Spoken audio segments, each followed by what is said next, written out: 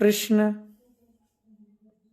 आपने पूछा कमेंट्स के माध्यम से भी, और बहुत से लोगों के प्रश्न आते रहते हैं और समाज में ये समस्या देखने को मिलती है कि महाराज जी हमारे पितृदोष क्या होता है और पितृदोष का निवारण क्या है और इसके लक्षण क्या होते हैं। प्रश्न संख्या 13। आज हम इस विषय पे आपको बताएंगे कि पितृदोष किस प्रकार से हमें पता लगे कि पितृदोष है और पितृदोष का उपाय क्या है। पितृदोष के 10 लक्षण हैं। प्रथम लक्षण है कि यदि आपके परिवार में, आपके वंश में, आपके गोत्र में वृद्धि में दिक्कतें आ रही हैं, मतलब कि या तो संतान होने में दिक्कतें होती हैं, संतान होकर के मर जाती हैं, गर्भपात होते हैं, गर्भ में ही संतान का पतन हो जाता है, एवं संतान होकर के खत्म हो जाती है, या फिर वैवाहिक कार्यों में रुकावटें आ गई हैं, वंशवृद्धि का कार्य नहीं हो रहा है, परिवार वृद्धि का कार्य नहीं हो रहा है, तो आप निश्चित ये मानो कि आपके घर में पितृदोष है। दूसरा इसमें दोष होता है व्यापार वृद्धि। आप बहुत कोशिश करते हैं, भिन्न भिन्न व्यापार करते हैं, भिन्न भिन्न क्षेत्र बदलते हैं, बहुत प्रयासरत रहते हैं, कर्मशील रहते हैं, धर्मशील रहते हैं, और जो भी कार्य करते हैं उसमें आपको सफलता नहीं मिलती है।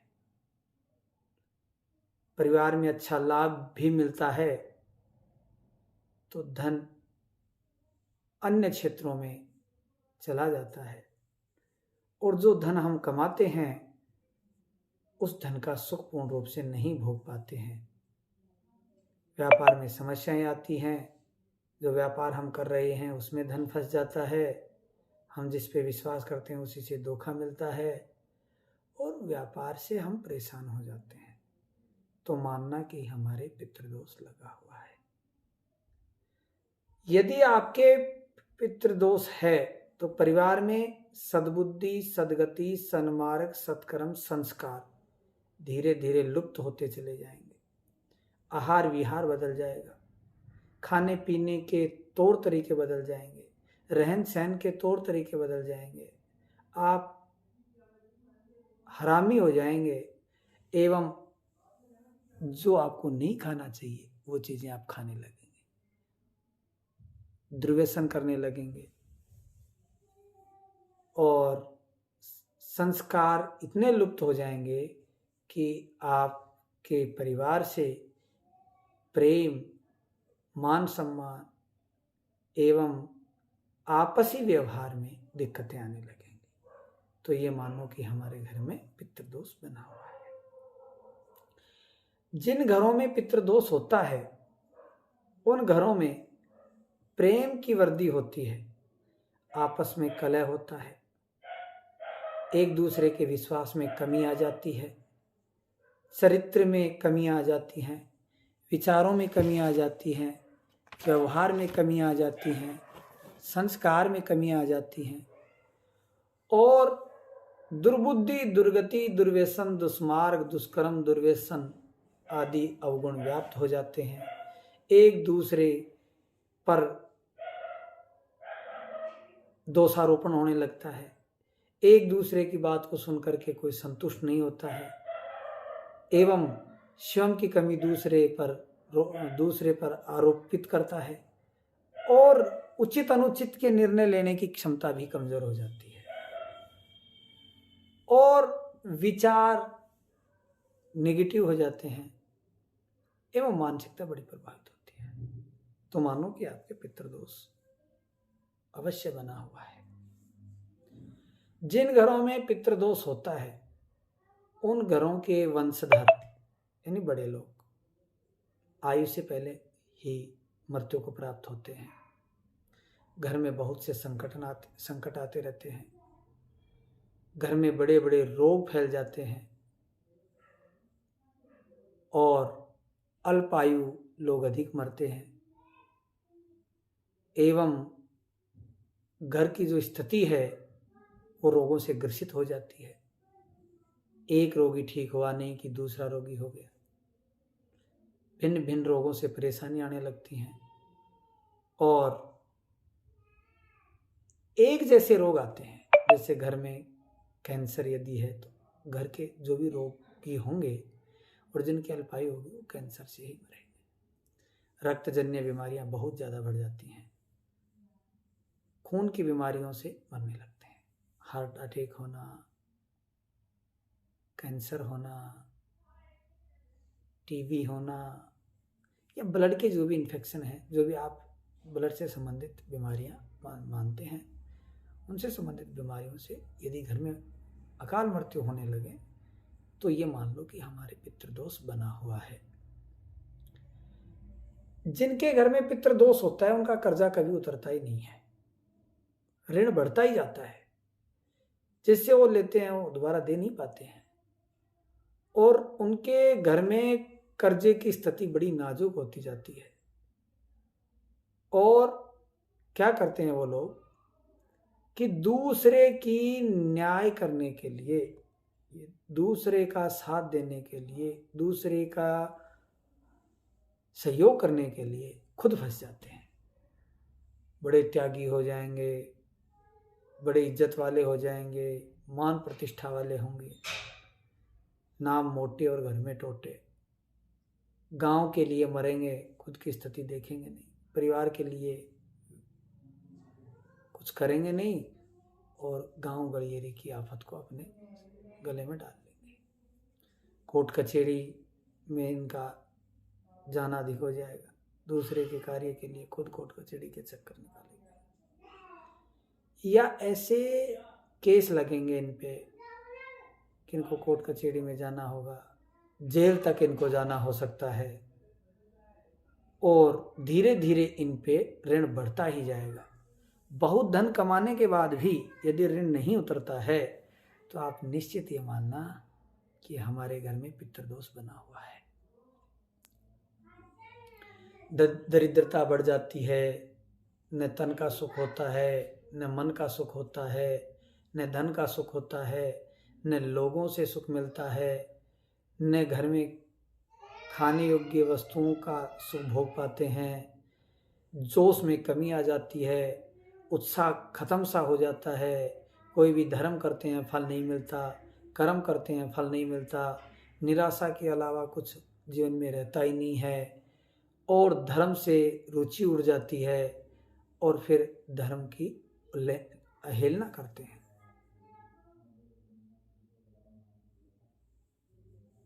गलत लाइन में फंस जाते हैं, एक दूसरे पे भ्रम करने लगते हैं, भ्रमित हो जाते हैं, भयभीत हो जाते हैं, अधिक भावुकता आ जाती है और घर के लोगों पे ही भ्रम क्या करते हैं, किसने मेरा ये करा दिया। तंत्र के चक्कर में पड़ते हैं, मंत्र के चक्कर में पड़ते हैं, यंत्रों के चक्कर में पड़ते हैं, ब्राह्मणों संतों के चक्रों में पड़ते हैं और नाना प्रकार के भ्रम पाल करके मानसिक स्थिति को खराब कर लेते हैं। तो निश्चित ये मानो कि ये पितरों का दोष है। वो आपकी बुद्धि को स्थिर नहीं रहने देंगे और आपको भ्रमित करेंगे और जो भी कार्य करोगे उसका फल नहीं मिलेगा।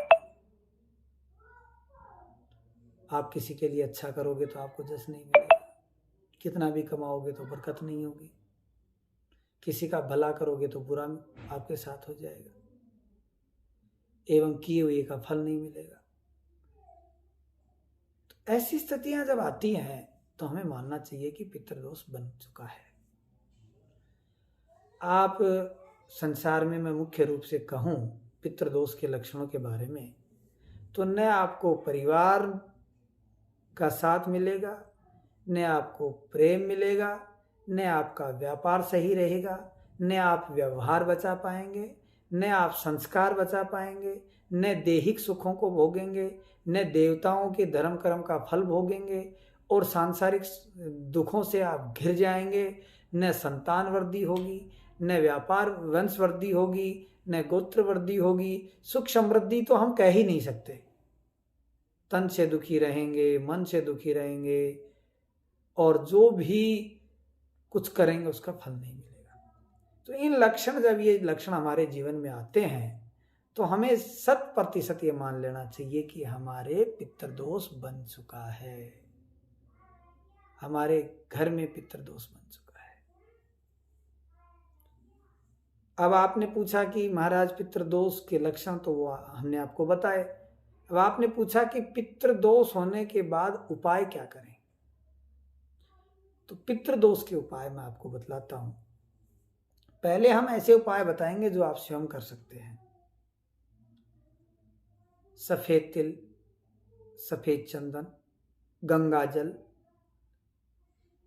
गाय का थोड़ा दूध, तांबे के लोटे में शुद्ध जल भर करके थोड़ा थोड़ा ये डाल लें, सफेद फूल डाल लें, और सूर्य नारायण भगवान को अमावस्या से लेकर के, अमावस्या को प्रारंभ करके सूर्य नारायण भगवान को जल चढ़ाएं, और जल चढ़ाकर प्रार्थना करें कि हे सूर्य नारायण भगवान, आप साक्षात नारायण स्वरूप हैं, मेरे जो भी प्रकृति में पितृ हैं वो सब आपकी दृष्टि में हैं, आपकी सृष्टि में हैं।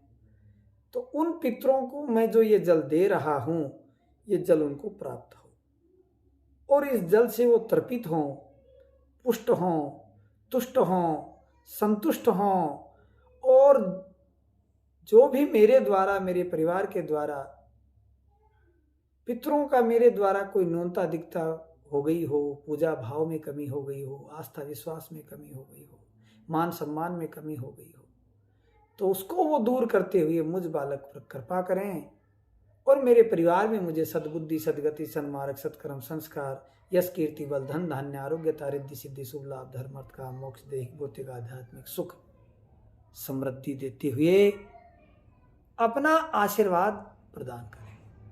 मेरे परिवार को सुधारे, मेरे व्यापार को सुधारे, मेरे व्यवहार को सुधारे, मेरे गोत्र में वृद्धि करें, मेरे वंश में वृद्धि करें, कृषि धन में, पशु धन में, व्यापार धन में, व्यवहार धन में, विश्वास धन में वृद्धि करें, और अपने परिवार पर, अपने गोत्र पर, अपने वंश पर प्रेम में दृष्टि डालते हुए और हमें अपने आशीर्वाद से पूरित करें। ऐसी भावना करते हुए आप सूर्य नारायण भगवान में जल चढ़ाएं।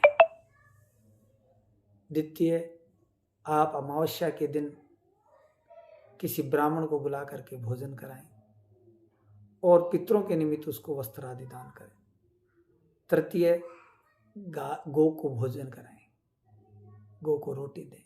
अमावस्या के दिन गौ की पूजा करें और गौ को पितरों के निमित्त भोजन कराएं। दरिद्र, दीन, दुखी व्यक्तियों को भोजन कराएं।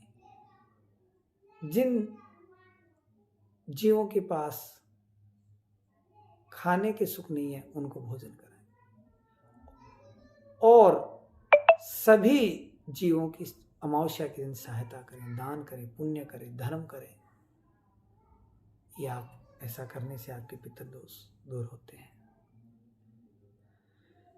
यदि आप सक्षम हैं तो अमावस्या के दिन पितृ गायत्री जप, पितृ तर्पण, पितृ हवन करवाएं।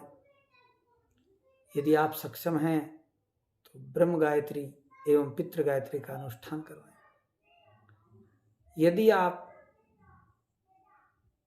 पितरों में आस्था रखते हैं, आस्तिक हैं, तो पितरों के श्राद्ध करवा करके और पितरों को तर्पित करें, पुष्टित करें, संतुष्टित करें और प्रसन्न करें। यदि आप इतना नहीं कर पाते हैं तो त्रिपिंडी श्राद्ध नामक पूजा होती है। इसमें ब्रह्मा, विष्णु, महेश होते हैं। हमारे पितृ 3 प्रकार के होते हैं: सतोगुणी पितृ, तमोगुणी पितृ, रजोगुणी पितृ। सतोगुणी पितृ वो जिनको इस संसार से कोई मतलब नहीं है, वो केवल आपका सहयोग ही करते हैं। आप उनकी पूजा करें तो उचित है, नहीं करें तो उचित है, मान करें तो उचित है, अपमान करें तो उचित है।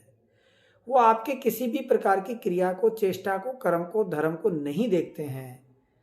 वो नारायण स्वरूप केवल प्रकृति का सुधार करने के लिए, आपका साथ देने के लिए ही रहते हैं। रजोगुणी पितृ जो आपसे चाहते हैं हम पितरों की संपत्ति को बरतते हैं, हम वंशधरों के संपत्ति को बरतते हैं, उनके द्वारा छोड़ी हुई संपत्ति पर हमारा अधिकार होता है। और जब उनका मान सम्मान कम हो जाता है या अमावस्या के दिन हम अभक्ष्य वस्तुओं का भक्षण कर लेते हैं या सांसारिकता में पत्नी के साथ रहते हैं या नियम को तोड़ते हैं, संयम को तोड़ते हैं, शिष्टाचार को तोड़ते हैं, कर्म को तोड़ते हैं, धर्म को तोड़ते हैं और शर्म को छोड़ देते हैं और अमावस्या के दिन ऐसे बिना करने योग्य कर्म करते हैं तो पितरों की आत्मा अमावस्या के दिन हमारे घर में रहती है और उन कर्मों को देख करके रुष्ट हो जाते हैं और रुष्ट होकर के, कुपित होकर के, और वो आपको जो मैंने पीछे बताए हैं ये समस्याएं देते हैं, ये दिक्कतें पैदा कर देते हैं। यदि आप पूजा पाठ करते हैं तो वो खुश होकर के आपको इन दुखों से दूर करते हैं। तो ये रजोगुणी पितर हैं। और तमोगुणी पितर जिनकी संपत्ति यहाँ रह गई है, जिनका मोह यहाँ रह गया है, जिनकी आशाएं यहाँ रह गई हैं और उनको वो चीज़ें नहीं मिलती हैं, दबा हुआ धन रह गया है, बनाई हुई बिल्डिंग रह गई है या किसी प्रकार का जिसमें उनका मन था वो यहीं रह गए, अल्प आयु में ही मृत्यु को प्राप्त हो गए, वो पितर कुपित होकर के आप लोगों के वंश को, आप लोगों के व्यवहार को, आप लोगों के संस्कार को उजाड़ते हैं और आपको दुखी करते हैं, दरिद्र करते हैं, दीन करते हैं और आपको प्रत्येक क्षेत्र में पराजितता देते हैं। इन तीनों प्रकार के पितरों की संतुष्टि के लिए ब्रह्मा विष्णु महेश की पूजा करते हैं। सतोगुणी पितर विष्णु में समाहित हो जाएं, रजोगुणी पितर ब्रह्मा में समाहित हो जाएं और तमोगुणी पितर भगवान रुद्र शंकर में समाहित हो जाएं। और जो पितर हमारा कल्याण कर सकें, जो शुद्ध हों, सात्विक हों, सतोगुणी हों, वो ही पितर यहीं रुकें। ऐसा जो कर्म है उसको त्रिपिंडी श्राद्ध कहते हैं। आप गंगा पे, प्रयाग में या आपके जो भी लोकल क्षेत्र हैं जहाँ तीर्थ हैं वहाँ पे जा कर के आप त्रिपिंडी श्राद्ध की पूजा कराएं और पितरों को तर्पित करें। त्रिपिंडी श्राद्ध करने के उपरांत आपके सभी पितर तर्पित होते हैं, पुष्ट होते हैं, संतुष्ट होते हैं और आपका पितृ दोष दूर होता है और आपको फल मिलता है। हम भगवान लक्ष्मी नारायण से आशा करते हैं कि वो त्रिपिंडी श्राद्ध के माध्यम से एवं आप जो पितरों की आस्था से, भाव से, श्रद्धा से, विश्वास से, प्रेम से और पितरों को जो समर्पण से सेवा करेंगे उसका निश्चित आपको फल मिलेगा, आपका पितृदोष दूर हो। और वैसे तो हमारे वंशधर ब्रह्मा विष्णु महेश भी पितरों की श्रेणी में है, तो वो आपके वंशधर होते हुए, मानव जाति के ही वंशधर होते हुए वो जीव का कल्याण करें और आपके आस्था, भाव, श्रद्धा, विश्वास को ग्रहण करते हुए आपका साथ दें, आपके सभी दोषों को दूर करें, आपको सुख समृद्धि दें। मैं सज्जन भारद्वाज, कर्मकांड ज्योतिषाचार्य सज्जन भारद्वाज, यूट्यूब चैनल सत्य दर्पण आपको अर्पण के माध्यम से मैंने पितृदोष के बारे में आपको जानकारी दी। मैं आपसे प्रार्थना करता हूँ कि आप हृदय से आपको ये वीडियो अच्छा लगे तो जिन लोगों ने यूट्यूब चैनल को सब्सक्राइब नहीं किया है वो यूट्यूब चैनल को सब्सक्राइब कर लें, लाइक करें, शेयर करें और कमेंट्स में अपने विचारों से हमें अनुग्रहित करें, जिससे हम आगे आपकी सेवा में तत्पर रहें और आपके विचारों को, आपके प्रश्नों को पूरित करने के लिए हम आपके कमेंट्स का इंतजार करेंगे। आप सभी को धन्यवाद, साधुवाद, राधे श्याम, जय श्री कृष्ण, जय श्री श्याम।